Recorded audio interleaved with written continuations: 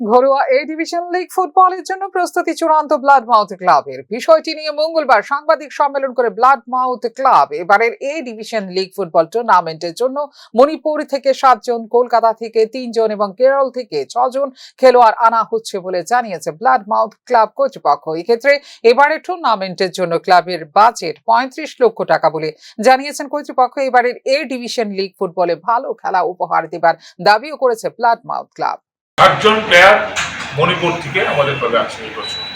7 player from Manipur, 3 জন player coming from Kolkata. 3 জন কলকাতা থেকে আমাদের এখানে এই বছর খেলবে আমাদের ক্লাবের পক্ষে।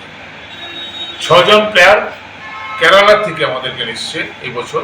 এই 6 জন প্লেয়ার আমাদের এই বছর ক্লাবে অডিশনে আমরা ওদের আপনারা খেলা দেখতে পাবেন।